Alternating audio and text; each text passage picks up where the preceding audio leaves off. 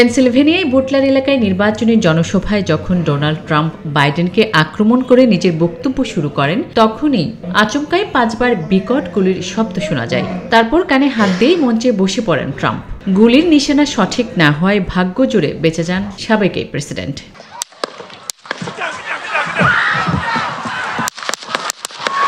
তাকে হত্যার চেষ্টায় গুলি ছোড়া হয়েছিল, স্পষ্ট করে জানান যুক্তরাষ্ট্রের প্রেসিডেন্ট এই পদপ্রার্থী। তবে একাধিক রিপোর্ট বলছে ডোনাল্ড ট্রাম্পের গায়ে গুলির আঁচড়ও লাগেনি। যদিও সব ছবিতে দেখা গিয়েছে ট্রাম্পের কান দিয়ে রক্ত ঝরে পড়ছে। মার্কিন সংবাদ মাধ্যমের একাংশে দাবি করা হয়েছে ট্রাম্প চোট পেয়েছেন, তবে তার শরীরে গুলি স্পর্শ করেনি, বরং কাচের টুকরো লেগে তার কান কেটে গিয়েছিল।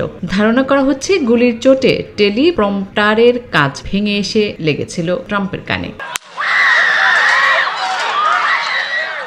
যদিও ট্রাম্প দাবি করেছেন তার শরীরে গুলি লেগেছে। ট্রুথ সোশ্যাল অ্যাকাউন্টে মার্কিন প্রেসিডেন্ট লেখেন, তার ডান কানের উপরের অংশ ভেদ করে একটি গুলি তার চামড়া ছিন্ন করে বেরিয়ে গেছে। তবে গুলির চোট অনুভবের চেয়ে তিনি বেশি অবাক হয়েছেন এই ভেবে যে তার দেশ যুক্তরাষ্ট্রে এমন হামলার ঘটনা ঘটতে পারে।